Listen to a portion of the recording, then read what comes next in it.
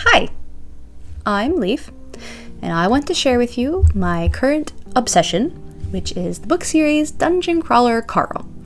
I know this series has gotten pretty big recently.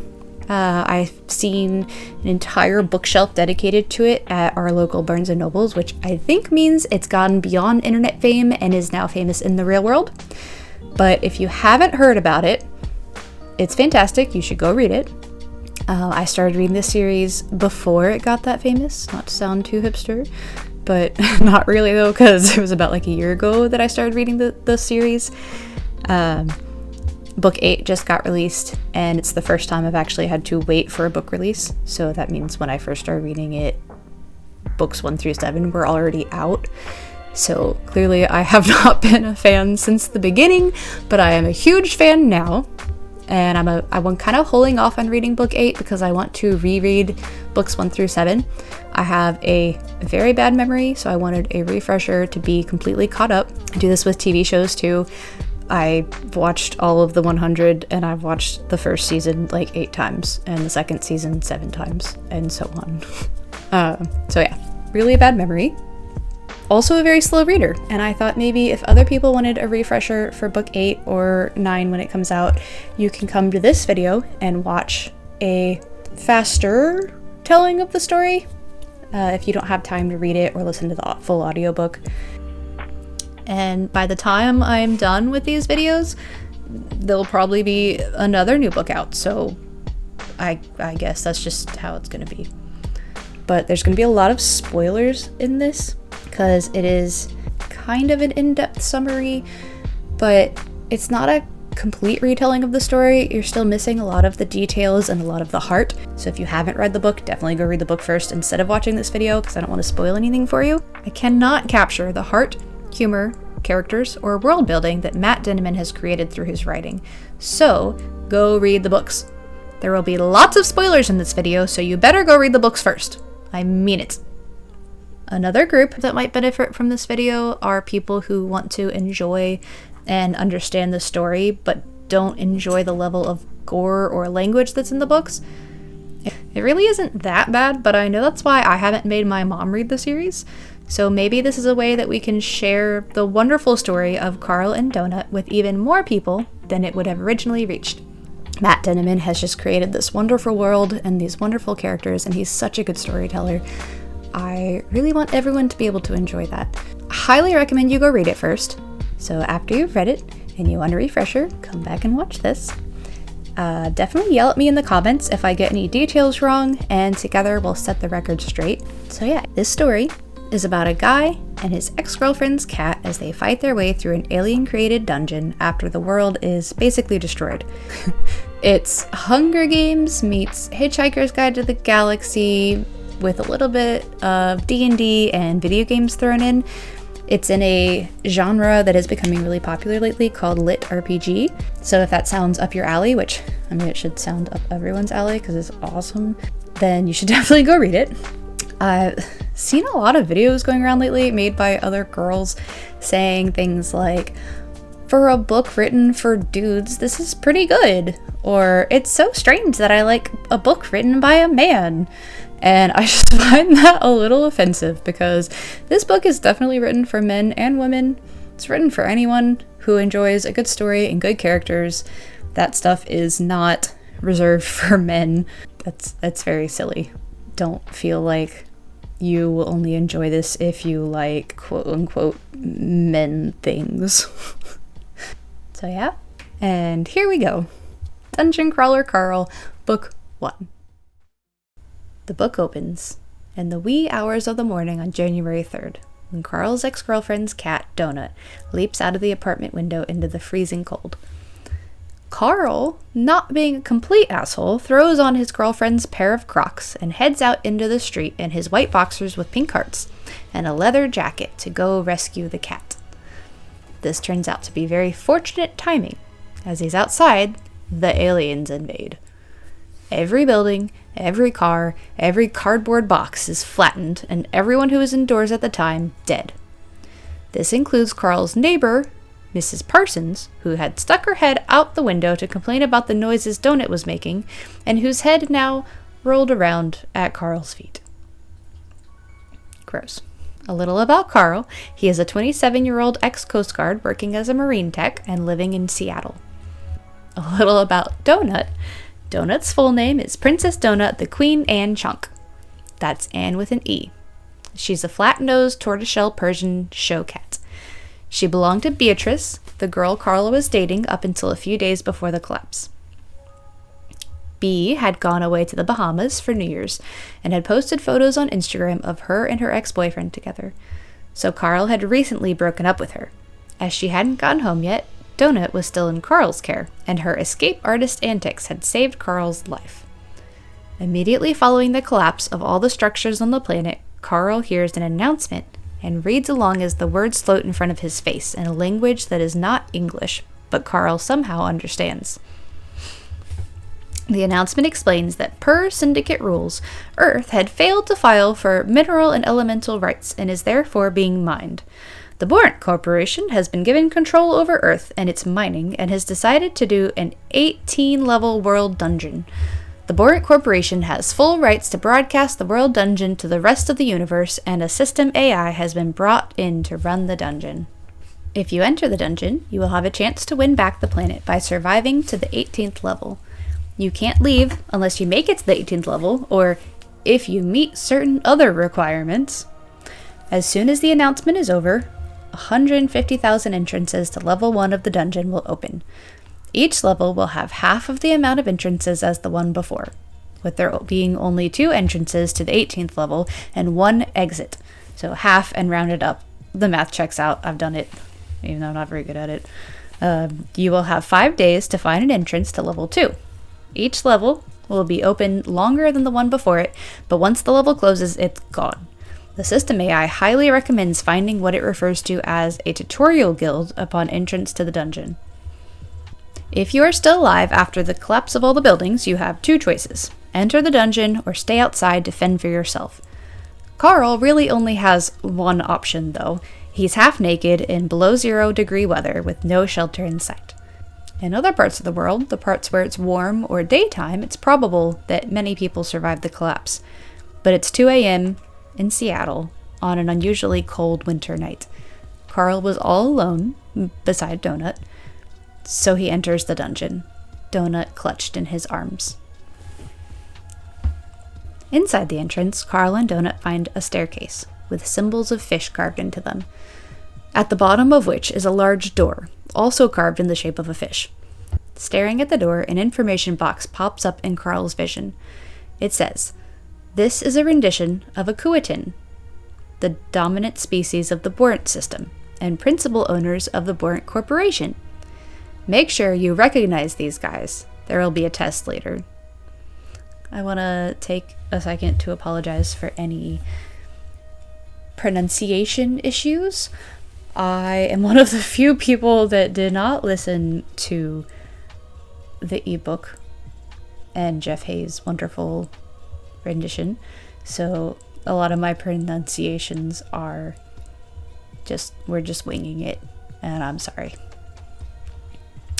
As Carl and Donut go through the door, they are assigned crawler numbers. Donut is number 4119 and Carl is number 4122. And races, Donut is a cat and Carl is a human. The AI informs him that he can choose a new race on the 3rd floor. Carl discovers that he can make the information boxes pop up by focusing on things like the door or even Donut, but he also realizes that Donut is seeing the words too. Then, Carl earns his very first achievement and receives his first reward box. He gets the bronze pet box for entering the dungeon with a cat. His vision is filled with text informing him of a list of achievements and awards. Congratulations! You've earned your first achievement, Crazy Cat Lady. You have entered the world dungeon accompanied by a cat. Ah, isn't that sweet? Reward, you have received a bronze pet box. New achievement, Trailblazing Crazy Cat Lady. You are the first crawler to have entered to the world dungeon accompanied by a cat. You must really love that thing. Too bad you're both probably going to die a horrible death at any moment. Or maybe not. Look at the prize you just received. Reward. You've received a legendary pet box. New achievement. Early adopter. You are one of the first 5,000 crawlers to enter a new world dungeon. Sucker. Reward. You've received a silver adventurer box. New achievement. Empty pockets.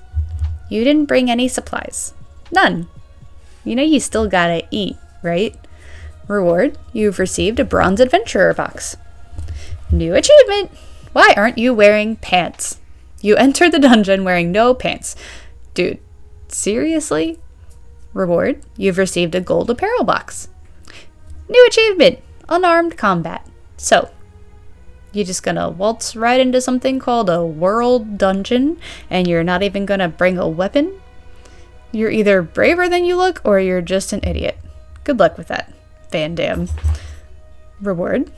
You've received a bronze weapon box. New achievement. Loner. You entered the dungeon without any human companions. Didn't anyone teach you there is safety in numbers? Reward. None. You are so dead. As you can tell, the AI is a snarky little guy. Carl immediately falls into a trap when he heads down a dark alley following a sign that says, "The Tutorial Guild." He's greeted by a goblin murder dozer and 3 goblins. The murder dozer is a tractor-sized contraption on treads with a spike-covered wheel on the front. Carl and Donut run from it as it crashes into walls and clumsily turns around corners. Down one hallway, Carl finds the actual Tutorial Guild. The door is cracked open by a Master Splinter-looking rat creature who refuses to let them in, stating that he can't open the door while there are mobs directly outside. Carl is able to beat one of the goblins to death and to convince the rat to let him and Donut inside the safe room just in time, flipping off the murder dozer as it barrels past the closing door. Safely inside the Tutorial Guild Hall, the system AI identifies the rat creature as Mordecai, a level 50 rat hooligan. As Donut wreaks havoc on Mordecai's room and his mother's ashes, Carl attempts to get a sense for how much danger they're in. The rat confirms not only will the goblins still be outside when they leave, but the whole family will be coming soon to avenge their murdered friend. In order to prevent either of the two in the hallway from going to call for reinforcements, Carl must act quickly. He sneaks out into the hallway and onto the murder dozer, the engine of which loudly conceals any noise he's making. He chucks one of the monsters off the side of the vehicle and faces down the engineer, a level 3. The engineer is yelling at him in his goblin language until Carl yells at him to speak English. The book says, "To my surprise, the goblin grinned. I could tell he understood me, the little monster switching the knife back and forth between his hands. You're not speaking your language," he said. "You're speaking Syndicate Standard, you idiot slave. They programmed it into your brain. Do you really think you'll survive past..." The goblin never finished the sentence. As he was distracted with his own soliloquy, I leaped forward, snatched the pot off his head, and clobbered him with it. So, Carl knocks the goblin off the edge, mid-sentence, with a good whack. As Carl jumps, feet aimed at the creature's stomach, we get a brief description of him. The man is 6'3", 230 pounds, and in relatively good shape. The goblin is described as being smushed like a fat jelly donut. A notification pops up warning about a boiler breach on the murder dozer and an imminent explosion. Carl makes it to the safety of the Tutorial Guild just in time as the murder dozer explodes. With the immediate danger now past, he begins grilling Mordecai for answers. The first thing we find out is that he was originally what is called a skyfowl, which is a large bird creature, and originally a crawler, like Carl. On the 3rd level of the dungeon, he became a changeling, and his race changes every time his guild hall moves. We then get a wonderful exposition dump. The Syndicate is made up of over 3 billion star systems. They find compatible worlds and seed them with one of 6 starter species. Humans are one of those 6. As soon as a working government is formed, but before an industrial revolution happens, the Syndicate makes first contact. Then, they leave for a couple thousand more years before they come back to mine the planet for rare elements. Earth failed to claim itself as a sovereign entity, so the Borant Corporation is here to mine it. The real money for them, though, is in the game. The dungeon crawler world is televised to the entire universe. Quintillions of people watch it. With that bit of exposition out of the way, Mordecai shows Carl the basic mechanics of the game. A health bar and a minimap appear in Carl's vision, and he learns how to customize and use his HUD by simply thinking. On the minimap, different colored dots represent different types of people. Carl is represented on his minimap by a green dot, other players are blue dots, NPCs are white, and mobs are red. Carl examines his stats. His strength is a stat of 6, which is higher than the average humans. He is also shown the ratings counter, which lists how many views, followers, favorites, and patrons Carl has. At the moment, these numbers are all 0. The first level of the dungeon is not televised live, so no one's watching yet. During the first level, Borant will release highlighted reels. If a crawler makes it into this highlight reel by doing something spectacularly interesting, they will gain billions of views and millions of followers right at the start, giving them an advantage. Followers are people who have bookmarked a crawler's ID so they can check back in easily with them. Having lots of followers leads to getting favorites. When someone favorites a crawler, they get live updates on that crawler. Favorites are limited, so it is a bigger deal than followers. Having lots of viewers, followers, and favorites will lead to getting good patrons. Patrons are usually corporations, not individuals, and they sponsor crawlers by sending them loot boxes.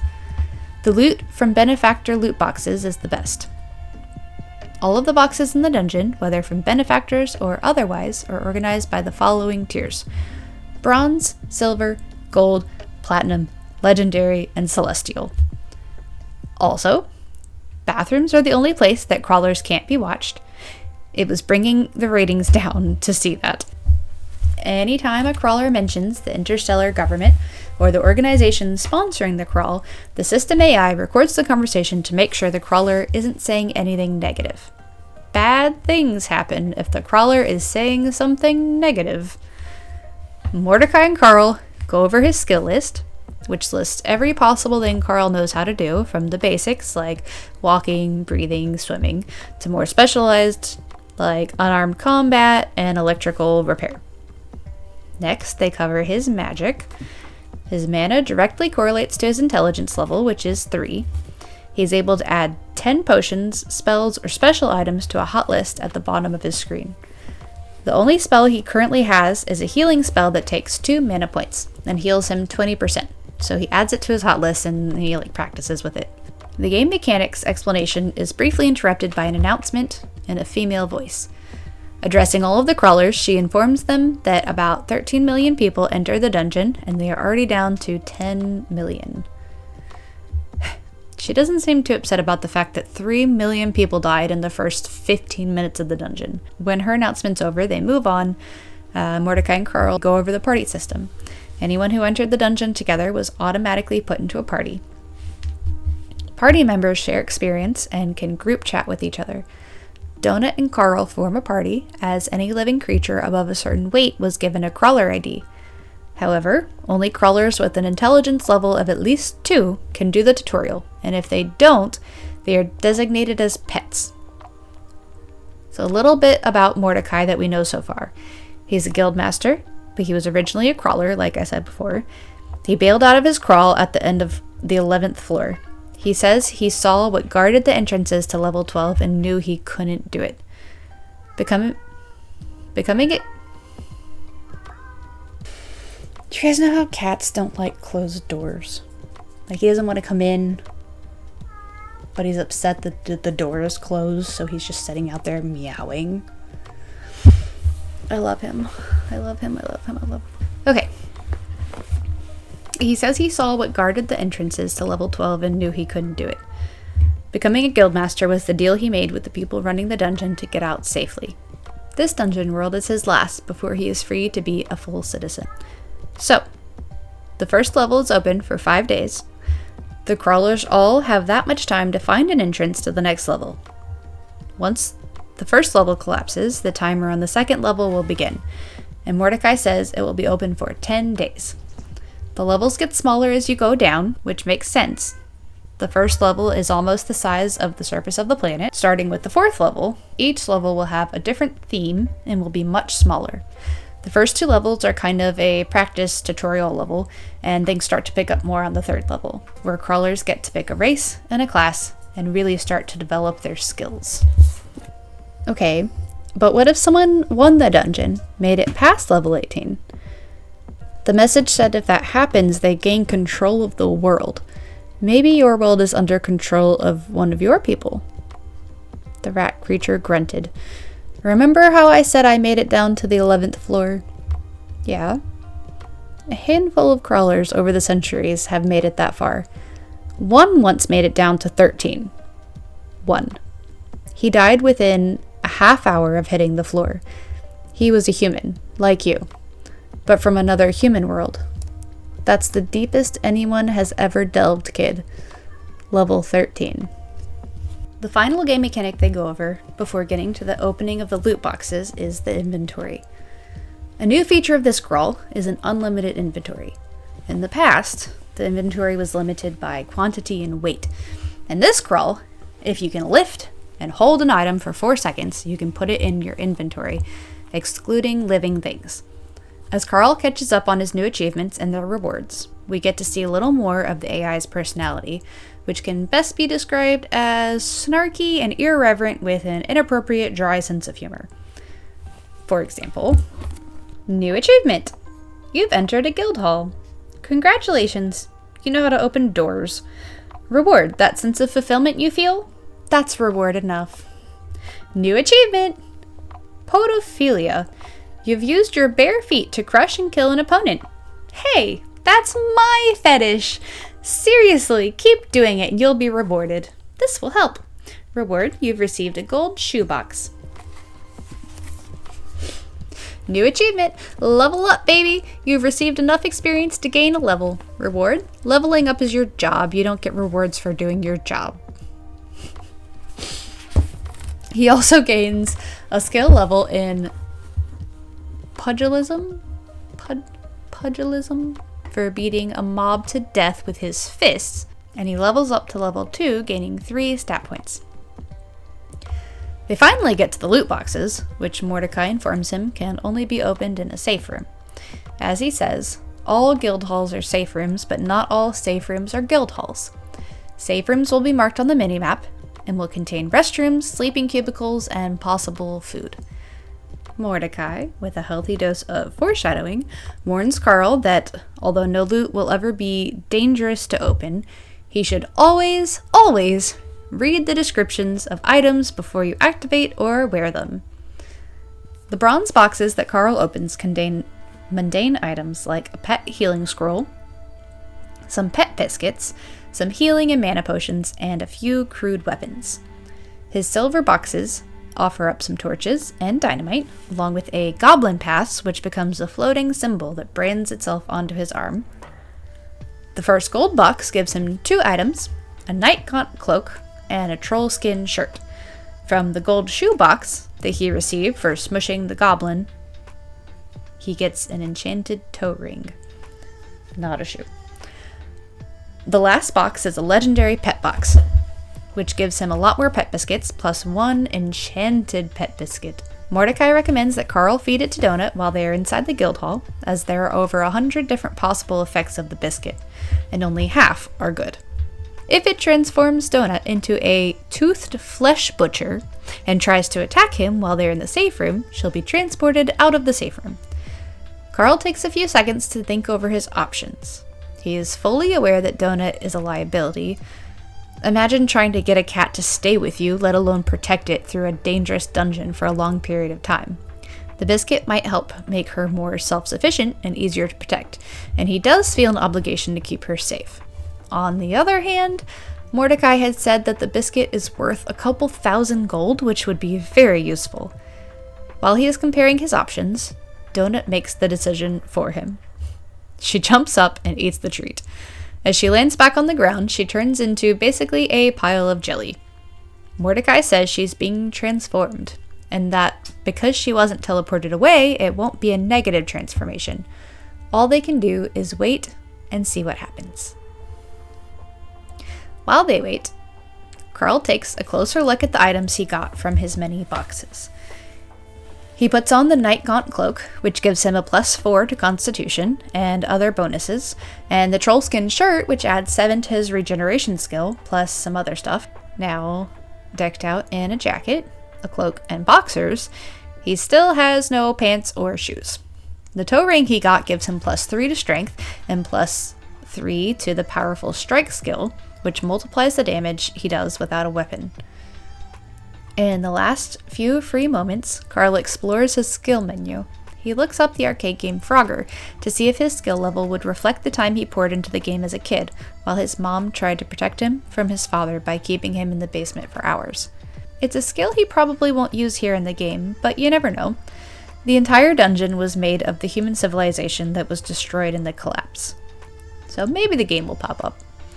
His pondering is interrupted by a woman's voice, which is described as sultry, yet pompous. It said, "Really, Carl?" a new voice said. It was female, sultry yet pompous at the same time. "If you're going to insist upon wearing that hideous cloak in public, you might want to do yourself the dignity of putting pants on first. I can't fathom why Miss Beatrice hired you in the first place." It was the cat. And so, one of the greatest things to happen in the dungeon is completed. GC BWR NW Princess Donut the Queen and Chonk is given the Enhanced Growth buff. This buff randomly boosts 4 stats, and with every level she gains, she will receive a +1 to Strength and Intelligence and a +2 to Charisma. The downside is that she can only increase her Constitution and Dexterity with gear, and possibly by strategically choosing her race and class on level 3. Donut now has an 11 in Strength, 11 in Intelligence, 2 in Constitution, 8 in Dexterity, and 25 in Charisma. For comparison, Carl, without this new gear, has a 6 in Strength, 3 in Intelligence, 5 in Constitution, 5 in Dexterity, and 4 in Charisma. And Donut is now classified as an official crawler, rather than a pet. After calling Carl her manservant, she sets to work opening her loot boxes, which gives her some healing potions and torches, same as Carl's lower level boxes did. She also gets a Tome of Magic Missile and a tiara entitled Enchanted Crown of the Subsessor. She uses the tome to teach herself the Magic Missile spell, which will allow her to permanently use the spell, as opposed to scrolls, which allow the user to cast the spell just once. Before Mordecai can finish warning her to read the full description of the tiara, she equips it. With the tiara equipped, Carl has a chance to read the description. After the +5 to Intelligence and various other buffs, the AI gives this warning. Warning!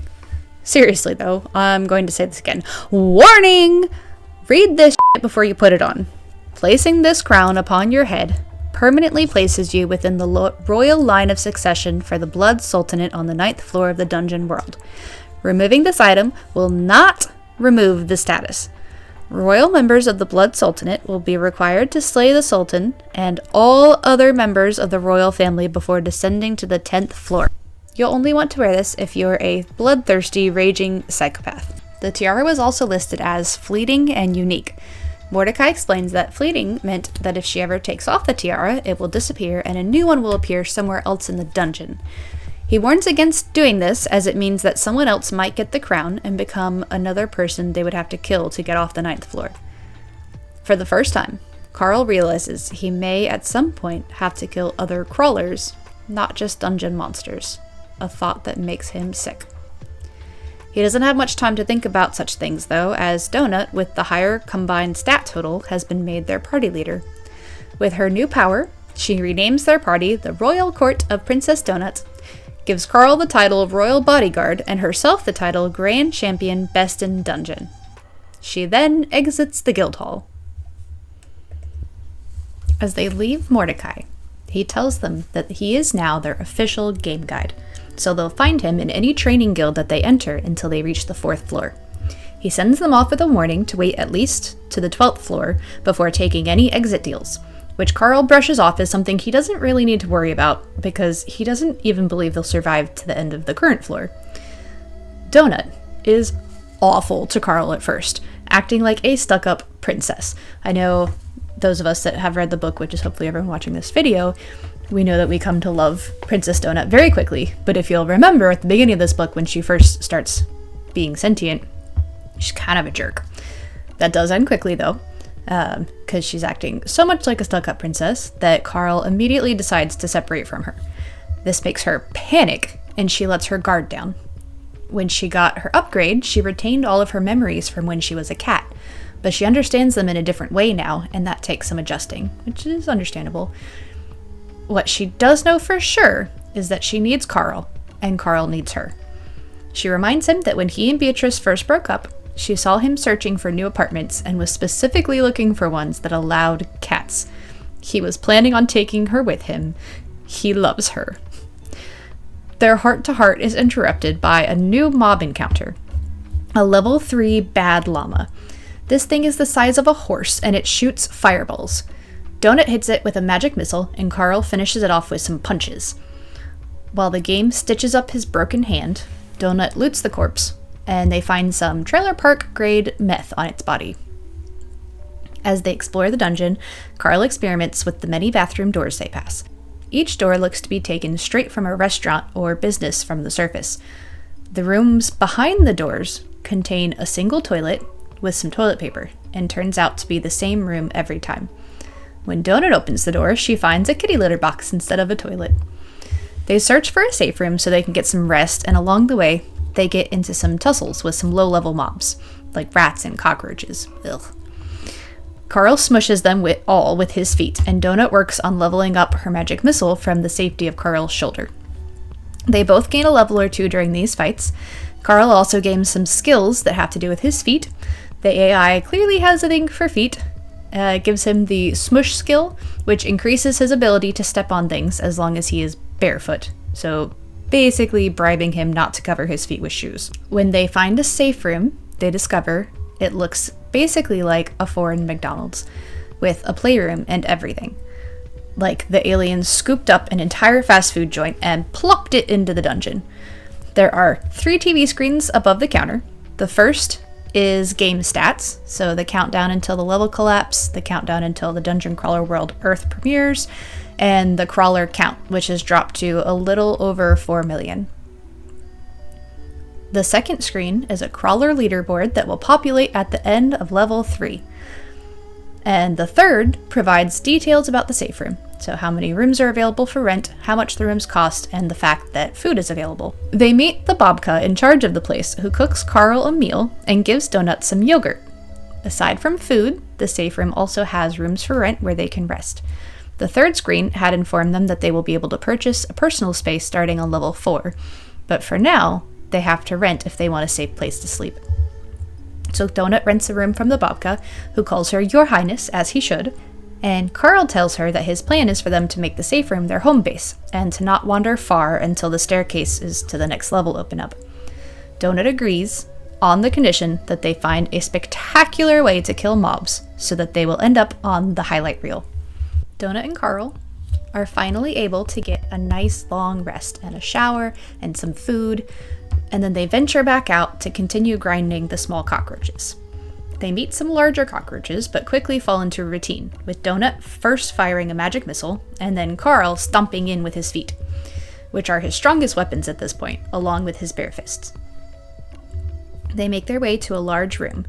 Donut, with her cat vision, tells Carl that the room is filled with roaches and smells like the bag he takes with him on those days that other guy comes over to the apartment. Carl realizes she means that Beatrice was inviting some other dude over when he went to the gym. Gym socks. The room smells like gym socks. And Beatrice was a cheater. Feeling reckless, he chucks a stick of goblin dynamite into the room. Checking out the room after the explosion, they step into what looks like the inside of a dumpster, with trash bags piled 15 feet high. Carl receives a bunch of achievements for killing large quantities of mobs, and for explosive-based things. Then, as the door to the room is magically rebuilt, closed, and locked, trapping them in the trash room, he gets an achievement for striking a blow against a dungeon boss. Music starts blasting and the ground rumbles. The AI says, "Boss battle! You have discovered the lair of a neighborhood boss. Put your game faces on, ladies and gentlemen, and here we go!" What happens next, I won't go into detail about, but they fight a giant 15 feet tall obese woman who is a level 7 neighborhood boss named the Hoarder. She's crying out in Spanish the entire fight, clearly scared, and she doesn't know where she is. Carl figures that she was a real person who got taken during the collapse, and that the aliens turned her into this monstrosity. It brings up a real moral dilemma, but the woman is vomiting up giant attack cockroaches, so all they can do is fight her. Carl finally kills her by punching her to death, and the remaining cockroaches drop dead and the door opens. After the fight, they find a passed out drunk Mordecai and wake him up to explain some more about the game. There are 6 levels of bosses: neighborhood, borough, city, province, country, and floor. The boss they just defeated was a neighborhood boss who dropped a neighborhood map when she died, as well as a bronze boss box. Say that 5 times fast. Bronze boss box. From one of his new boxes, Carl gets some spiked knee pads. Not pants or shoes, but at least he's got something on his lower half now. Donut asks Mordecai if there's an award for worst dressed in the dungeon, which leads to him telling them that there is a TV show that airs after the official one that sometimes pulls crawlers out to interview them. Her eyes get wide, and she demands that Carl gets them on the show, claiming that Beatrice would do it once they reunited. They go back out into the dungeon and come across a disturbing find. A woman, human, another crawler, dead. That is sad, but it isn't the disturbing part. The disturbing part is how she died. Killed by another crawler. A man named Frank Q shot her. All of the terrifying foreign creatures she must have faced, only to be shot by her own kind. This discovery lights a fire in Carl when the reality of the situation sinks in. He's determined to find this Frank Q. Back in the safe room, they watch the premiere of Dungeon Crawler World Earth. The episode, broadcasted to the entire world as well as inside the dungeon, shows the collapse of the buildings, masses of crawlers getting killed, and mobs on the first floor. It also shows some of the triumphs of the humans, including a young girl about 13 named Lucia Marr. The girl is accompanied by 2 Rottweilers, Cece and Gustavo III. They appear to be doing very well, leveling up and acquiring good loot. When the episode ends, the announcer speaks directly to the crawlers, updating them on the game patches and letting them know that the stairways down to the next level are opening. She recommends they wait until 6 hours before the level collapse, at the earliest, to go down, because any earlier and they will be put in stasis and the viewers will lose interest in them, not being able to watch them doing anything interesting. Donut determines that they need to fight a city boss so that they can be featured on the next episode. Carl, on the other hand, is more concerned about finding a stairway. They venture into the goblin neighborhood to barter for transportation, using Carl's goblin brand to turn their dots from red to white. One of the goblin asks where he got the brand, and before Carl could give his rehearsed answer, Donut tells them he got it from blowing up one of their filthy tractors and smearing 3 of their friends over the cobblestones. Carl mutters, "God damn it, Donut," which is something he will go on to say many, many, many times. And somehow, Donut is able to sweet-talk them all, even with her brutal honesty. She says, "Mordecai told me that the higher my charisma is, the easier it will be to get them to do what I want. As long as they can speak, and their dots aren't red, and they aren't a boss or a really high level, I can control them, just like I control you." It's thanks to Donut's charisma that they are able to get a vehicle from the goblins. She befriends 2 highest-level goblins, female shamans, that she names Rory and Lorelei. Donut asks if they want to come with them, but they can't. If they try to go into the staircase, they will die. They've been told that if they keep killing crawlers, they will get placed lower and lower in the dungeon until one day they won't have to deal with crawlers anymore and their little ones can live a peaceful life. It appears some mobs are intelligent and know more about the dungeon than Carl realized. The vehicle they get from the goblins is a piece of junk, looking ready to blow up at any moment, but it has a little sidecar for Donut. Carl has to keep chucking lumps of coal inside it to keep it going. In exchange for the bike thing, they tell the goblins where to find meth, with the llamas one neighborhood over. After all the goblins roll out to go fight their meth war, Carl and Donut are left alone to loot everything, from wires and cogs to dynamite and gunpowder. There's a room one door over that is shaped just like the room where they fought the last neighborhood boss, so it's pretty safe to assume the goblin chieftain is inside, and it is too tempting. Their plan to defeat the boss is a solid one. They load up a cart with explosives, shove it into the room, slam the door, and run. That way, they don't get stuck in the room until the boss is dead, and if the explosion doesn't kill him, they'll be far away and they'll just keep running. Donut opens the door until Carl pushes the cart in and then slams it shut. Once they both run to their agreed upon safe point, Carl asks if the boss was in there, because Donut got a look when she opened the door. Donut says yes. He was sitting down reading a book below the cart. So he does. Then Donut says, there sure were a lot of babies in there, too. Thankfully, their path to the boss room is blocked by debris from the explosion, so Carl doesn't have to see the bodies of the babies and elderly and pregnant goblins that Donut saw in there before the explosion. But they did indeed kill a neighborhood boss. They got an achievement and loot boxes. In perhaps one of my favorite new achievement descriptions, the dungeon AI informs them that it is okay. All child mobs killed in the dungeon don't actually die. They just get transferred to a holding area for safekeeping until they are reunited with their families.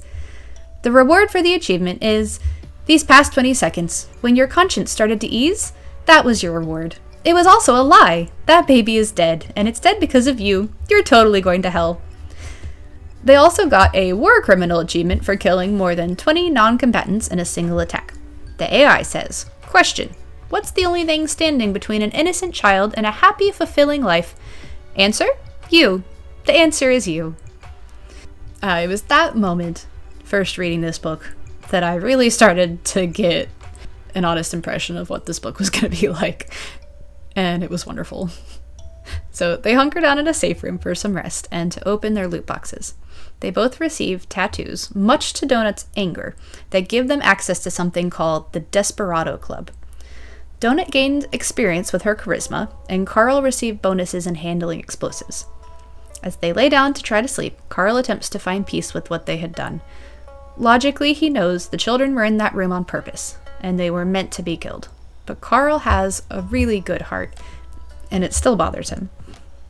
You will not break me, he says out loud. When they wake up to watch the next episode, Donut runs into the worst person possible hiding in the bathroom of the safe room, Frank Q. He spins some tale about how he and his partner Maggie were federal agents who had gotten into a gunfight with a group of people just outside the dungeon as it opened. Rebecca W., the woman Carl and Donut had found shot dead, was one of the casualties from that fight. Frank claimed that Maggie has also died. Carl notices that while Frank absent-mindedly eats an experience cookie, a small portion of XP is portioned off, like it was when Carl and Donut had both eaten the cookies. This happened because party members split experience points with each other. As Frank searches through his inventory for a pair of pants for Carl, Carl uses the party chat feature to warn Donut that they are about to be attacked. Even in a tense moment, Donut still types in all caps. Maggie, Frank's partner, jumps out of the bathroom, and they both attack at the same time. Thankfully, attacking another player in a safe room gets you frozen in timeout. This gives Carl and Donut enough time to escape. As they're running, Donut surprisingly points out that if they don't stop the player killers, they'll keep killing. Between the two of them, they had killed 8 other humans already. So what they decide to do is to kill some mobs and hide explosives inside the corpses, making it look like they didn't have enough time to stop and loot. The plan is for Frank and Maggie to loot the corpse and get blown to smithereens. As much as Carl doesn't want the player killer's skull mark next to his name, he knows it would be for the best to stop these two from killing anyone else. Carl's first time on a motorcycle is not a pleasant experience. The goblin-made bike is not comfortable, and he has to hold his legs out the entire time to keep from getting burned. More unpleasant, though, is how it reminds him of his dad, who used to drive motorcycles and who abandoned him 12 years earlier. As they drive for hours, Donut keeps her map open, but it doesn't help much. The fog of war is bigger when they're moving fast, so they start to fall in to where there are more mobs and maybe people. They come across some graffiti on a wall that says, 2 crossroads east, 3 south, stairs plus people.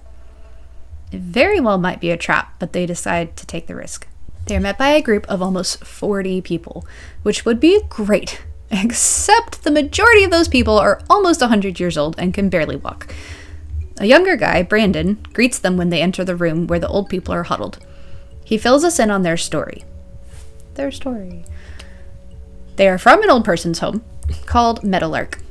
Just before the world collapsed and the dungeon opened, a crazy homeless lady, Agatha, had set a fire outside of the home, forcing everyone out onto the street in the cold. They were able to get many of the residents inside the stairwell before the dungeon closed, and things have not been going well for them since then.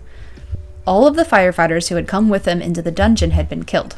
The only people who were left, aside from the residents, were Brandon, his brother Chris, the crazy cat lady Agatha, and 2 women named Imani and Yolanda. Brandon, Chris, Imani, and Yolanda all worked at Meadowlark and had decided, without second thought, to stick with the elderly people who were in their care and protect them till the very end. It was a hopeless cause, and they easily could have ventured off on their own for a better chance of survival, but they stayed nonetheless. Their plan is to get as many of them to the 3rd floor as possible, which is where they will be able to select a race and hopefully not be so helpless.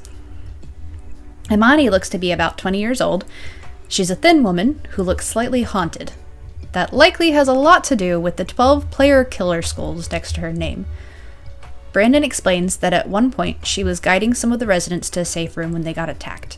She made the decision to kill the residents swiftly rather than let them suffer a painful death at the hands of the mob they faced. It clearly deeply affected her. Chris, Brandon explained, was a man of few words, always had been. He likens him to Silent Bob, claiming that if he ever does say anything, you better listen. On the other side of the wall from the room that they're huddled in is a spiral maze containing a stairwell down to the next level.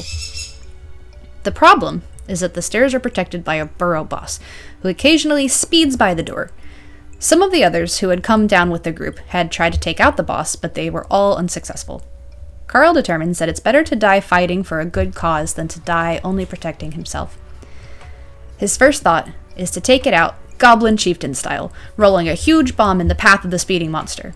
But Yolanda tells him there's no way to get to the boss without entering the maze and getting locked in.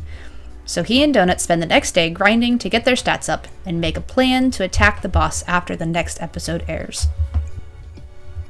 They've gotten really good at fighting as a team, Carl and Donut. Donut with her magic missiles and Carl swooping in with his fists and feet.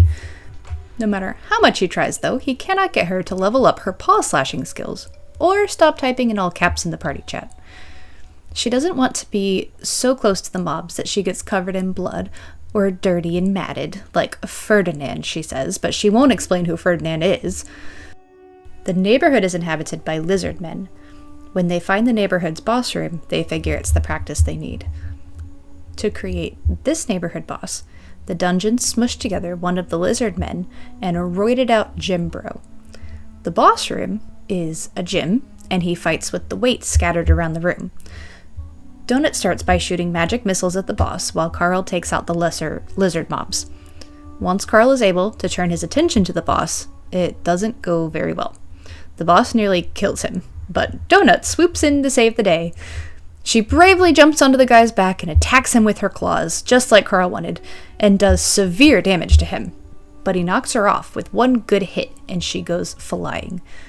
She's done enough damage for Carl to easily finish him off. Rushing to her side, he thinks through his options. It's risky to give her a health potion without knowing what happens when one forces a second health potion before the cooldown is done. So he tests it on himself and gets poisoned. So all he can do is wait and worry. In a dramatic show of dying, she coughs and tells him, "Find Ferdinand. Tell him I love him." But the dungeon begins to heal her, and she's finally able to take a health potion herself. So they go back to the safe room to open boxes and review with Mordecai the boss battles they've had so far. He recommends against Donut using melee attacks until she can get her constitution up. Donut receives the Puddle Jumper spell, which allows her to teleport herself and 3 other short distances, and Carl receives magical spiked gauntlets that appear when he makes a fist. They work very well with his bare knuckle based attacks. The only thing to keep an eye out for is mobs that worship the god Gruul. Gruul. There is a 1.5% chance that every time he hits one of them, it will transform them into the god. Mordecai takes that chance to drop a hint. He says, "You said you worry that some of these bosses and mobs are like you, here against their will. That's not always going to be the case, especially later on. Remember that. There are no gods here, just those who pay for the privilege." Mordecai is limited on what he can and can't say, so that's all the information they get at the moment, except that worshippers of Gruul are often equine-class creatures, like horses or centaurs, or something he calls a tikbalang. With 6.5 hours left before the level collapses, the royal court of Princess Donut and the 4 members of Team Meadowlark that could walk without a walker stare down the entrance of the burrow boss. Before they can stop her, Agatha shuffles into the boss room with her shopping cart. A rough start to the battle, but Carl has a plan. They follow Agatha, and the announcer signals the start of the boss battle. They finally get a good look at their opponent, a ball of swine. The giant rolling wrecking ball is an amalgamation of tuskling knights and ladies, basically a big ball of orcs. This ball is taken from the real world, just not Earth, and it never stops. Following the plan, they all start to pull out pieces of a blockade that Brandon and Chris helped Carl build. They were the maintenance men of the elderly home, and their handyman skills proved useful in the construction of the redoubt. The goal of the blockade is not to form a wall for the ball to crash into. Carl thinks it will just bounce and change directions, but to wedge it against the ceiling of the hallway. The crawlers will be safely underneath it and start stabbing it when it gets wedged. They use some magical ninja stars that Carl got from the loot box earlier. Each time a star does damage, it increases the damage done by 8%. Agatha's presence makes the fit under the redoubt a tighter squeeze than they had planned, so Carl picks up her shopping cart and temporarily puts it in his inventory. She loses her mind over this, screaming at him to give it back, while they continue putting everything together before the ball rolls back. Their plan works really well. After the ball of swine gets wedged above them, and they stab at it for a minute, the ball breaks apart, scattering orcs everywhere. The crawlers are outnumbered, but the orcs have no weapons and are very disoriented, making their slaughter a simple one. Carl and Donut spend some time looting all of the pigs. Carl's philosophy is to loot everything that they can. If they can lift it, it goes in their inventory, doesn't matter what it is. He's gained a skill that organizes his inventory and ranks it all in order of value. Every time he levels up that skill, he is able to find out more information about the items in his. Every time he levels up that skill, he is able to find out more information about the items in his inventory. By now, he's got a ton of stuff in his inventory. Literally, like a ton. The pigs are wearing tuxedos, which Carl finds odd, considering that they're aliens and shouldn't have anything in common with Earth culture. The Meadowlark Guildmaster, Mistress Tiatha, their version of Mordecai, had told Brandon that the Syndicate leaves people on the planets they seed to help guide the development of society. Each culture is unique, but some things are universal. Now that the Burrow Boss is defeated, the stairs to the next level appear. As the Meadowlark folk start bringing the old people into the room with the stairs, Carl and Donut have a decision to make. Carl asks her, "What do you want to do? We can either stick with these guys, or we can keep going and do our own thing." Donut looks knowingly at him and says, "Oh, Carl, How is it I know what you're going to do before you do? Together, they decide to go on ahead to find the nearest safe room, then clear a path for the Meadowlark party to make their way to it. They'll grind on their own, but help keep the elderly people safe until level 3. While they are all busy talking, Agatha, of all people, slips down to the next level, so they'll have to keep an eye out for her if they're going to keep her alive. Carl and Donut head down the stairs, but instead of finding themselves on level 2, they find themselves on Dungeon Crawler After Hours with Odette. The interview show supposedly takes place on a boat on the surface of the planet. The interviewer and the audience are all holograms, not physically there with them on the planet. Odette appears to be a crab tar. Her bottom half is a crab body, her torso is a naked, overly large female human, and her head is a praying mantis head. During the interview, a donut is in her element. Her lifetime of cat shows has prepared her well, and she has the crowd eating out of her paw. But it isn't just her cat show experience. The cat treats she ate in the green room before the interview were laced with something that temporarily boosts her wisdom and confidence. Odette spends their time asking them questions about their time in the dungeon. She tells them that although they haven't been featured on the main show yet, they are a fan favorite already. She asks Carl to say his catchphrase, which he is very confused about, until she plays about 15 back-to-back clips of him saying, "God damn it, Donut." When the interview ends, the audience disappears and the lights come up. Odette detaches herself from the crab legs and the oversized human torso and takes off the praying mantis head, which is more like a skull helmet. She's really just a mostly regular human, but she has no legs and floats around on a flying disc. She dresses the way she does for her show because that is what she was wearing when she made her deal just before the 13th floor to get out of the dungeon. That's how her fans know her. After making sure that the Kuatin aren't listening, she asks them to take a message to Mordecai. She was his trainer when he was a crawler and has been watching him ever since. She wants him to come find her when his indentureship is over, which will hopefully happen this season. For the season to count, though, she tells them, his crawlers have to make it to the 4th floor. It is in his very best interest for Carl and Donut to survive just a little longer. She also emphasizes how much the entertainment value of the Dungeon Crawler show matters. The reason Carl hasn't been able to find any pants and Donut gets hundreds of torches is because they keep complaining about it, and that's funny. The dungeon AI controls what loot people receive. Nothing is random.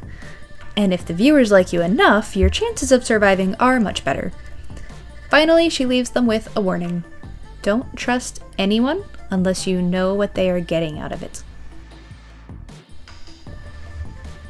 Back in the dungeon, Carl and Donut find themselves on level 2, which is very much just the same as level 1, but with different mobs. The first mobs they run into are the brindle grubs, which eat corpses and level up as they do. It's best not to give them any corpses to eat, so Carl starts carefully destroying all of the dead mobs' bodies that they create. They also run into Donut's least favorite mob yet, the danger dingoes. Her hatred of dogs makes it easier for her to join Carl in beating the corpses to a pulp. They enter the dungeon remarkably close to a stairwell, which is a relief, but they still have to venture out a little to find a safe room. Once in a safe room, they open all of their achievements and boxes. Donut gets a spell that lets her raise an enemy corpse from the dead to fight for her, and Carl gets a pedicure kit that gives him fantastic stat boosts, including the perk of having trap set off an alarm for 5 seconds before actually getting triggered. The perks are too good to ignore, but he only gets them if he remains barefoot and uses the pedicure kit every day. There were 700,000 crawlers left on the first floor when it collapsed, including 24 of the Meadowlark residents that had opted to stay behind on purpose. They died in a safe room together, singing. Carl and Donut finally make it into a recap episode. Their boss battle with the swine ball gets about 15 seconds of airtime. Oddly, Agatha has been edited out of the clip completely. Level 2, the announcer informs them after the recap episode ends, is a few days shorter than originally planned. She claims it's because less crawlers survive than projected, and they're trying to have less casualties, which doesn't really make a whole lot of sense. Sure, they'll have less opportunity to get killed by mobs, but there's also less time to find a staircase. Thankfully, Carl and crew don't have to worry about that, though. Brandon, Chris, Imani, and Yolanda have all decided to take the residents down to the 3rd level as soon as possible, despite the announcer's frequent warnings about that. They'll have less time to gain followers, but the residents are pretty helpless until they can choose a new race and class. They also need to get off the floor as quickly as possible because of a new rule listed in the post-episode announcement. The showrunners have gotten progressively more annoyed about crawlers relieving themselves in the hallways on camera instead of in the bathrooms. They've finally decided that anyone who does will have a rage elemental from the 13th floor dropped on top of them. Monsters from the 13th floor are no joke. Yolanda will have to keep her eye on Jack, one of the elderly men who is a repeat offender. Carl and Donut head out to forge a way to the stairwell and encounter the neighborhood mob, the Clericon, described as the hillbilly relatives of the leprechaun. These guys are toxic, so they have to be attacked from afar. They also work for someone named Krikarin, who runs a pyramid scheme called Rev Up. Donut practices her second chance spell while they take out the Clericons, raising the dead ones up to be her temporary minions, and Carl practices with the slingshot he got from one of them. They also get a lot of bottles of Rev Up, toilet-grade moonshine, from the guys they kill along the way. This stuff is highly flammable, so it's right up Carl's alley. In fact, using it, he makes his first explosive that is named after him, Carl's Jugaboom. It's basically a souped-up Molotov cocktail. The Jugabooms are pretty valuable, but the moonshine itself is even more so. Eventually, they stumble upon the boss room. Just outside, there are dozens of the Clericons working away under the supervision of 2 Laminacs, little fairies described as miniature winged soccer moms. Donut uses her ability to charm winged creatures to turn the 2 Laminacs dots white, then uses her high charisma to lure them, and all of the Clericons, Pied Piper style, into a second, smaller room. Carl does his thing and blows up the room, and together they take out the Laminacs, keeping their bodies intact because the AI hinted that their essence would be useful. As they're examining the workroom, they find a bicycle blender setup, along with a recipe for a rev-up smoothie that will give them protection against the Clericon's toxicity. They decide to skip the boss fight this time, but the AI will have none of that. The Krikarin's tentacles spill out of the boss room, covered in red-lipped human mouths, all screaming. Following the clues that the AI has laid out for him along the way, Carl uses the bikes to blend together some moonshine and the body of one of the tiny fairies to make a rev-up smoothie. Just in time, too, as he is infected by the toxic goo falling from the tentacles that cause him to be unable to heal himself. The smoothie protects them from diseases and health-seeping conditions, but it also makes them a little drunk. Carl finds himself stumbling about, laughing uncontrollably, and Donut thoughtlessly tells him that she loves Beatrice and Ferdinand more than she loves him. We still have no idea who Ferdinand is, but Carl's really hurt that she would say that about Beatrice, considering Bea was planning on giving Donut away to get a younger cat. He is able to control himself enough not to say that out loud, though. Donut uses her second chance spell to raise a Clericon from the dead, and they have the creature run a Jugaboom into the boss room. Carl's health is very low, and they are very close to the explosion. As they barricade themselves the best they can, Donut starts to get very worried about his chances of survival, and tells him that she can't go through the dungeon without him. So, this is Carl's turn to almost die. Donut has to drag him out of the room, as his health is so low that he can't hear, see, or walk. What saved him was actually the pedicure kit, making his feet invincible. Once he starts to heal, they collect the neighborhood map from the dead Krikarin. It appears that the dungeon not only takes pieces of Earth to create the bosses, but also pieces of the universe outside of Earth. The way the AI describes the Krikarin, it is pretty obvious that the makers of this dungeon have no love for this species. It seems very much like anti-Krikarin propaganda. All they see on the map now that they have the neighborhood map is an alarming amount of the brindle grubs making their way to the boss room and the corpses within. Not good. They head to the nearest safe room to speak with Mordecai, who is now a bugaboo, not a rat. The viewers of the show can watch them inside the safe rooms as well, and there are now a lot of eyes on the two crawlers, making it difficult for Mordecai to really answer any of Carl's questions. He does get very angry about Odette's message about finding her. Apparently, he dislikes her very much. Carl's boss box provides him with an item that he knows he shouldn't openly complain about, but he can't help himself. The white boxers with red hearts that he gets give him a spell called Protective Shell. It's a shell-like stationary shield, and he went straight to level 15 because of the boxers. The AI is most certainly winning this battle. Next, we meet Zev, the Kuatin put in charge of managing Carl and Donut's out-of-dungeon appearances. They are some of the most popular crawlers in the dungeon, along with the crazy kid with the 2 dogs and a woman who wears a Valkyrie helmet, so they're getting lots of requests for interviews. Zev is a tiny fish woman who wears a bowl of water over her head like a reverse sea diver.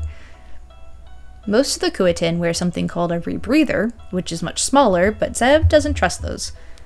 She physically comes to the dungeon to talk to them, and she and Donut discover they have something in common: a deep love of Earth television shows. They gush about Gossip Girl for a while, and before she leaves, Zev says they can keep talking about shows like Riverdale over chat. The start of a beautiful friendship. While they are chatting, Carl and Mordecai have a moment to talk without being watched by the entire world. Mordecai fills him in on the political strife that the Kuatin are experiencing. There's a tyrannical ruling party called the Bloom, or just the party. Anyone in the party wears a badge to signify that fact. Zev is not part of that group. Her family is in danger if she makes the wrong move. "Look," she said, after a moment. "I know, okay? Nobody in this room is an idiot." She pointed at Mordecai. "The moment I appeared, he was terrified of me. Once he saw I wasn't wearing a party badge, he relaxed. When I'm done here, I go back down to the production headquarters, and I will have to face my boss, who is a member of the party. If I do or say the wrong thing, my entire family will be wiped from the universe. You're going to go out there and face mobs who know people like you are prowling the halls, trying to find and kill them. They, the sapient ones, they live in constant fear of you guys. We are all parts of the same inexorable machine. All of us are afraid. Yes, your place in this really sucks. It's not fair. You know it, I know it, the cat knows it, but believe it or not, I am on your side. The better you do, the longer you survive, the better I do. So when I tell you that you should do something, you better listen, because I know what I'm talking about." The party is doing a terrible job of running things for the government, and they are going bankrupt. They need this game to go well so they can make a lot of money, but they can't get that money until the game is over. So they need the game to end quickly, but not so quickly that they don't make as much money. The glitches are running rampant because of their disorganization, and they are trying to speed through the game, which doesn't bode well for the crawlers. As Zev pops away, Carl opens the door to go back into the hallway and is greeted by a Tribble-like tidal wave of the brindle grubs spilling into the safe room. They aren't attacking and are still just level 2s, so they aren't getting zapped away by the system AI. Outside, there are thousands. So many that the minimap looks solid red. The grubs are this level's cleanup crew, disposing of the dead bodies. Apparently, the dungeon is spawning up to 15 of them every time a mob is killed, and there was a whole lot of them in the boss room that Carl and Donut blew up that got killed. They make their way slowly to meet Brandon and his crew, to help the old people through to the stairwell. The challenge is not killing very many grubs so that they don't generate more, and so that there is nothing for them to eat and level up on. They finally meet up with the old Fulcombe people, who have fashioned a sort of train car system with wooden planks on wheels, all connected by a magical chain and pulled by Chris and Imani. One of the women, L. McGibbons, a 99-year-old woman sitting on the last plank of the train, flirts with Carl and holds Donut in her lap. 99 years old. Carl questions whether it is actually a kindness to keep them alive, rather than insisting that they all stay behind on the first floor to die peacefully. But he tells Brandon, if we get to the point where we don't help each other anymore, that's when we stop being human. Zev speaks up in his ear and asks him to repeat himself so the viewers can all hear, as most of their fans love the Save the Elderly People storyline. As he's arguing with her, she suddenly says, "Oh crap. Oh no. Run! Run to the safe room now!" Jack, one of the Meadowlark residents, was peeing in the hallway. Yolanda shoots an arrow at his head, but it's too late. The level 93 Rage Elemental materializes in the hallway on top of him, ripping his body to shreds, and then turning to Yolanda and Randall, another of the residents. Its body is mostly purple and black smoke, aside from its long, sharp claws. Yolanda, the 4'11" nurse who was once someone's wife and someone's mother, who had not once hesitated to protect and care for the residents of the nursing home, even in the face of the worst horrors imaginable, disintegrates into a red cloud of torn-up flesh as the monster tears through her. In a Hail Mary attempt, Carl throws up his protective shell, and it miraculously stops the monster for 20 seconds. That 20 seconds buys them just enough time to get the residents and themselves into the safe room that was just a few feet away. The train getup is too wide to fit through the safe room doors, so they're forced to start tossing residents into the room. The Rage Elemental casts a reverse gravity spell, which catches Carl, Donut, and Elle McGibbons and slams them into the ceiling as they scramble towards the door.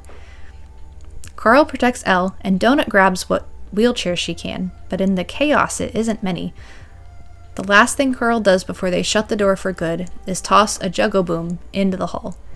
As they huddle in the safe room, an old chicken restaurant, to catch their breath, the monster crashes into the door over and over again, trying its hardest to get into the room and slaughter the rest of them. The system AI, when it first introduced the creature, claimed that it would need to take 666 souls before leaving. Their battle with the Rage Elemental makes it onto the recap episode, of course, along with Lucia Marr and her dogs, who Carl notes are both pets, not crawlers like Donut, and Hekla and the group of women she's started to collect, calling themselves Brynhild's daughters. The patch notes inform them that safe rooms will be closed an hour before the floor collapses, meaning they can't let their old people wait in safety until the end. The good news is that through the recap episode, they see that the bomb Carl tossed into the hall did about 25% damage to the monster. Although it did already heal itself, damage is possible. Carl and Donut both receive scratch-off tickets for dealing damage to a mob who is over 75 levels above their own. Donut's scratch-off will do a different type of attack to the mob they are fighting depending on what symbol is revealed. Most of which are good attacks, but some are not so good. Carl's scratch-off is titled Fireball or Custard. Each spot has a 50-50 chance of casting Fireball at the mobs, or a glob of custard. They don't plan on using those scratch-offs anytime soon, considering how risky they are, but they do devise a plan on getting past the Rage Elemental. Only Carl knows the full extent of the plan. It involves taking advantage of a dungeon mechanic, and they've watched countless times in the recap episodes of other crawlers attempting to do so, and then the rules being changed so they can't. So he keeps it to himself. The first step of the plan is opening the door to the safe room. Terrifying. But when mobs try to enter safe rooms, they get teleported away. After testing this carefully, they open the door, teleport the monster away, and then Carl and Donut drive out the door and down the hallway. He and Brandon build what Carl names the Mother of All Bombs, which is a launching device, with him driving their little goblin-made motorcycle and Donut launching the bombs. They're able to stay ahead of the monster. They speed past piles of grubs at various stages of life and level, heading towards what Donut believes is another safe room. But Carl keeps driving towards the stairwell. The stairwell is facing away from them, and essentially is a hole in the ground, which is perfect. They drop oil on the ground and jump off the motorcycle, letting it slide into the stairwell along with the remaining bombs. The monster comes crashing around the corner, running full speed towards them. At the last second, Donut casts Puddle Jumper to teleport herself and Carl out of the monster's path, and it slides uncontrollably into the stairwell. If you'll remember, way back when they were speaking with Rory and Lorelei, the goblins, Rory told Carl that if a mob tries to enter a stairwell, they die. And it works. The level 93 Rage Elemental has entered the stairwell, and it dies.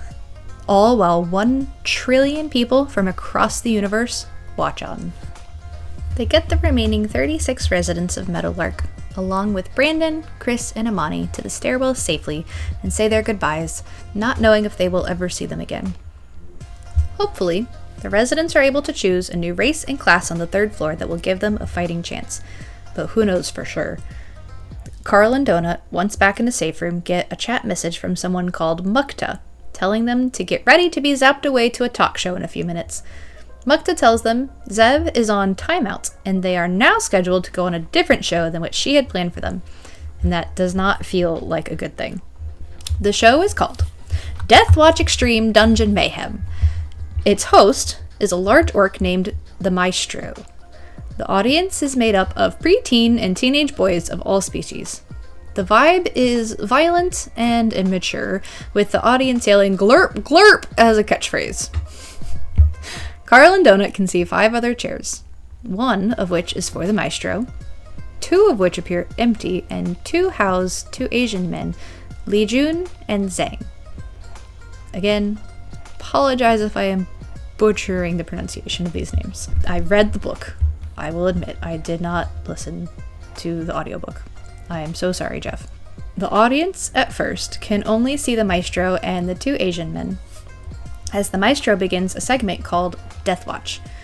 Li Jun and Zhang had been fighting in the dungeon with Li Jun's sister, Lina, and the men's boss, and they had just been caught off guard by a hallway full of the brindle grubs, post-pupa stage.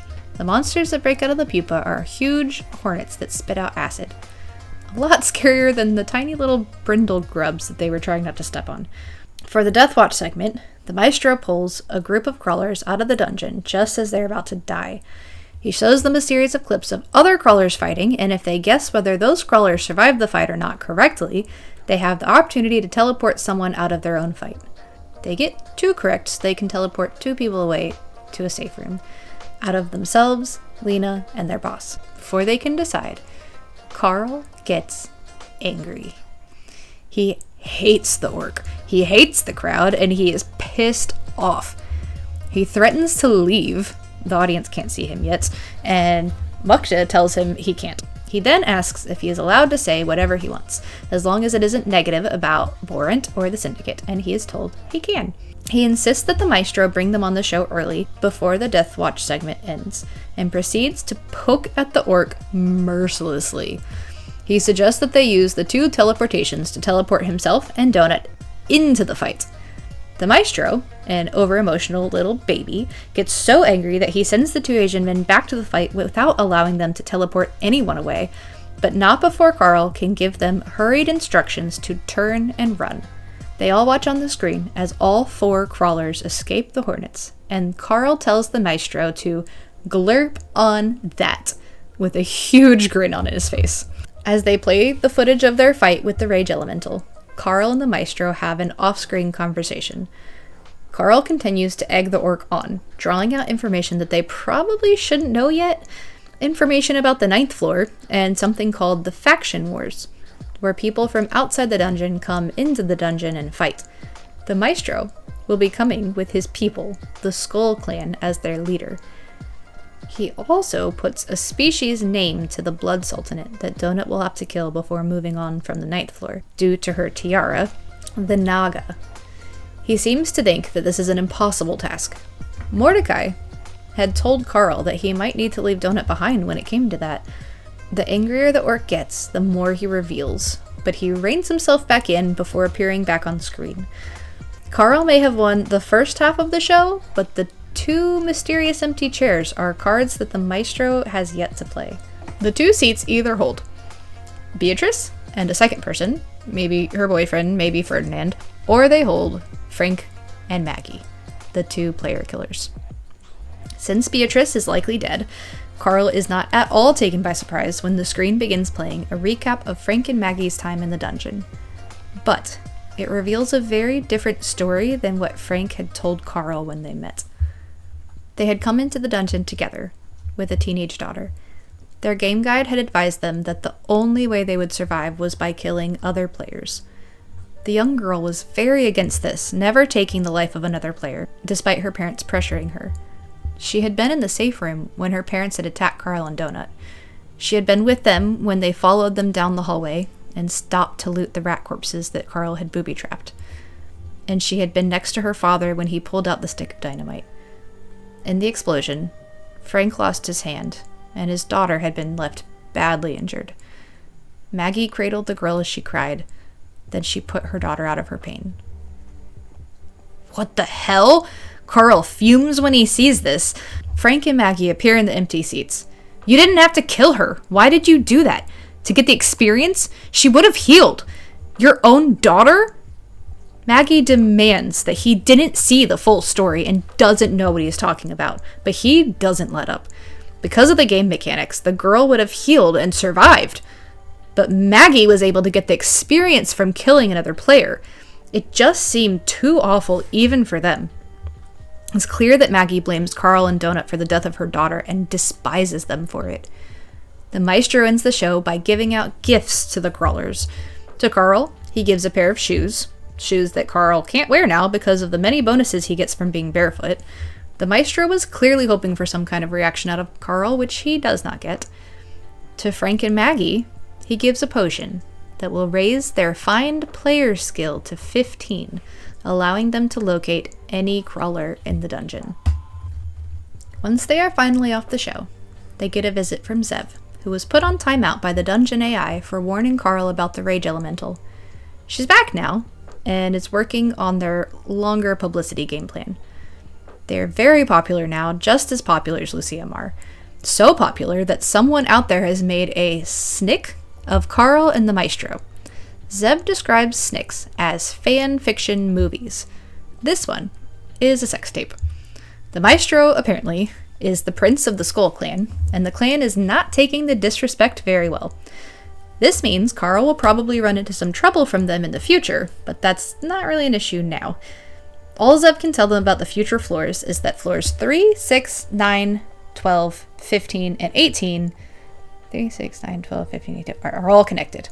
They all generate at the same time and are being utilized even before the crawlers make it to them. Floors 9 and 12 both have a game within the game that have nothing to do with the crawlers. Donut finds this whole snick thing hilarious, and she and Zev have a chance to excitedly discuss the idea of Gossip Girl fanfiction for a moment before Zev zaps out of the dungeon. Their next boss fight is the Kobold neighborhood. It is an ominous hall leading to the boss room, where loud music is playing. The hall is lined with cages housing beat-up dingoes. It's very clear that the boss room is a dogfighting ring. Carl's soft heart compels him to give one of the dingoes a pet biscuit, which turns the dog's red dot white. They feed biscuits to the rest of the dingoes in the room, but they don't have a way to free them from their cages. The boss room doors open, and Carl, in true Carl fashion, tosses a boom jug into a crowd of kobolds exiting. The world freezes as the boss battle is announced.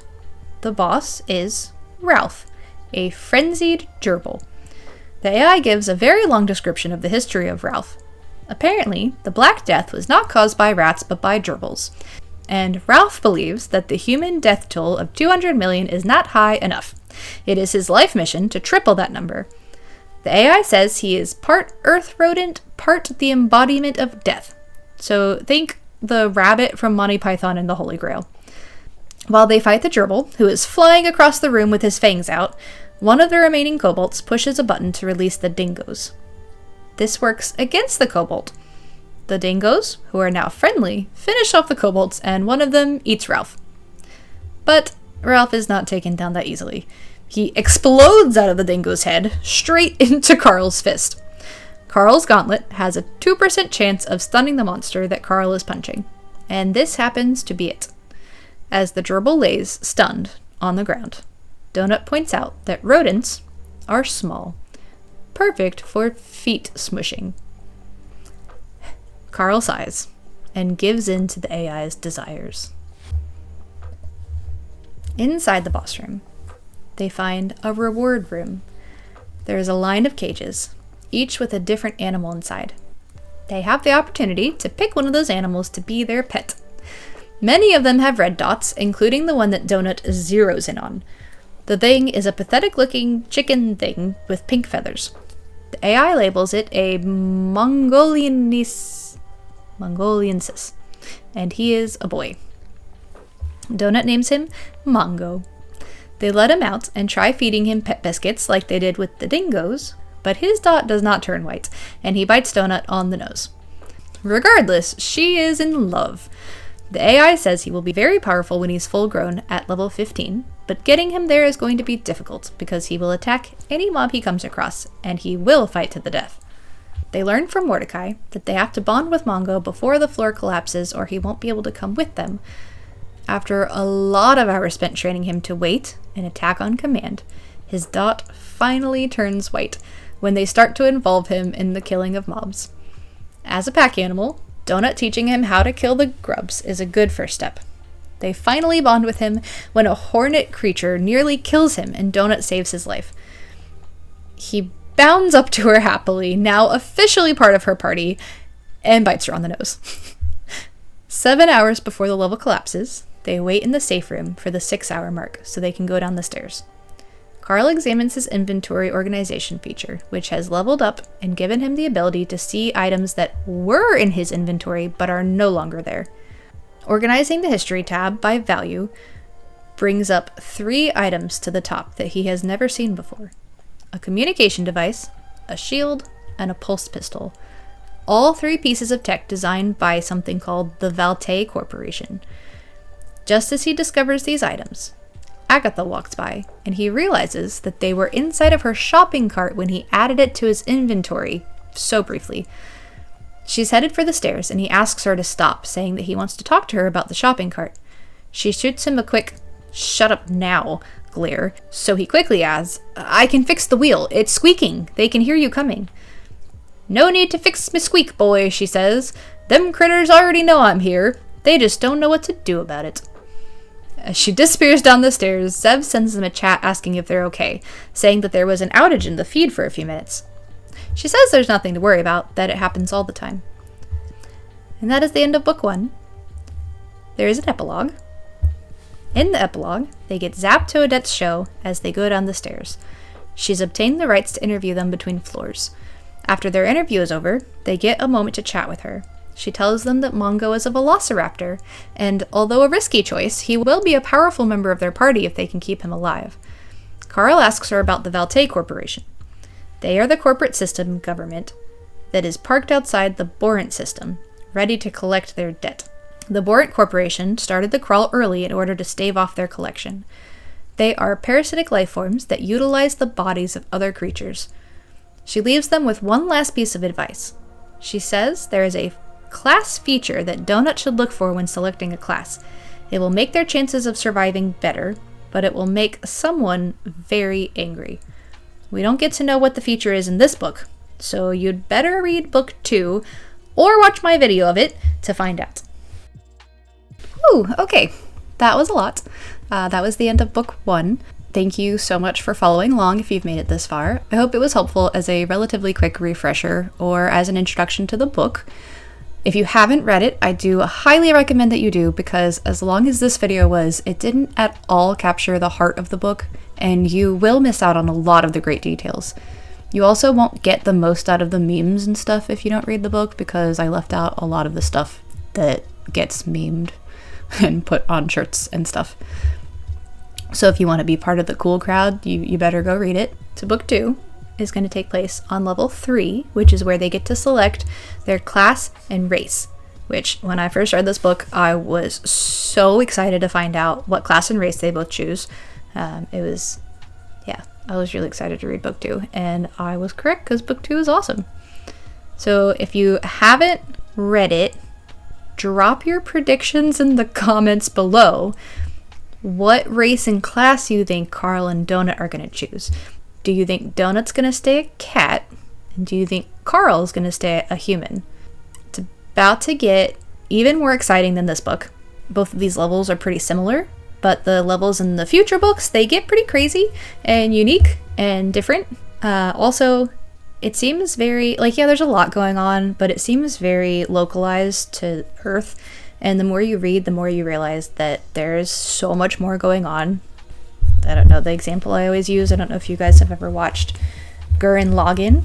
In Gurren Lagann, it starts out with them underground, and that's their world, and then the show just gets bigger and bigger and bigger until they're having these universe-level battles. That's kind of how I feel about this book series. I haven't finished it yet, so I obviously don't know how far it goes, and I'm not really giving any spoilers because it's not just like Gurren Lagann, but that's kind of the feeling you get, that it's like an iceberg, and we've only touched the tip of it so far. I also recently watched a Matt Dinniman interview, a little clip of it, and he says that there's going to be 10 books, well 9, but the last one's going to be split into 2 with a major cliffhanger in between. He says that he's always known where the story is going to go even from the beginning, and has always had a pretty good idea of how many books it will be. And I do remember when my siblings first started reading it over a year ago, they said that there was like Reddit posts, and he had come into the Reddit post to comment, and he did, I do think, if I remember correctly, he did say there was going to be 10 books even back then. He also says in that interview clip that you will see all 18 floors, which I am very skeptical about, because I always kind of predicted that it would be a Sword Art Online situation where they get to a certain level and then something massive happens and the whole thing just collapses and they end up fighting the god or whatever that's in charge of everything. So if they pull a Sword Art Online, they won't see all 18 floors. They might see floor 18, but he pretty specifically says in the video that you will see all 18 floors. So he's been known to do some pretty sneaky things with the floors, so I don't really know what that means exactly, but I guess we will find out. And I'm kind of glad, because I want to see all the floors. They're all so interesting and unique. So looking forward to that journey. Matt Dinniman just announced that Peacock has signed on to make a TV show of Dungeon Crawler Carl. So apparently a lot of people really love this story other than me, which is so good because it deserves it. Hopefully the TV show is really good. Please everyone involved in making it, do right by us, I beg you. This story deserves a phenomenal TV show that follows the story as closely as possible and captures the heart of Carl and Donut and friends. If you enjoyed my summary, or if you've read the book and you love it, go share the love.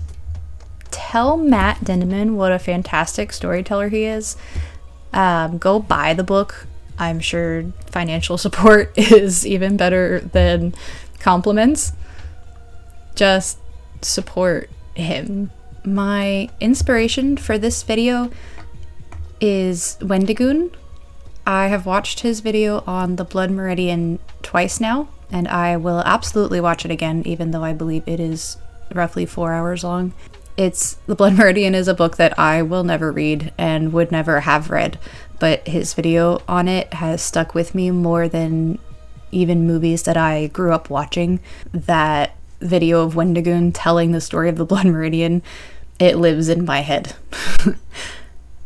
So I know this video was really rough, but I hope that with some practice, I will someday be as good of a storyteller as Wendigoon. So thank you, Iceberg Boy, for giving me the motivation to talk about the stories and topics that I love. So the books from here on out just get bigger and better, and when you're reading them, the physical copies, every time you pick up the next book and it's bigger than the last one, it just gives you this wave of happiness and excitement because the last book was just way too short, and you're like, yes, I get more story this time. So I can't wait to share with you book 2, and I hope you will come find me when that comes out. Mini update. Tonight, we went to our first painting with a twist, and it was Princess Donut themed. I'm a little embarrassed to show you, but here's what I painted. It's not perfect, but I'm proud of it because I did it, and Donut's adorable. They also had trivia. The trivia was only covering the first book, which you would think, since I just reread it and took careful notes and made this entire video, you would think that I did really well at trivia. I did not. It was really fun, and I just wanted to show you the princess donut that I drew. Okay, bye.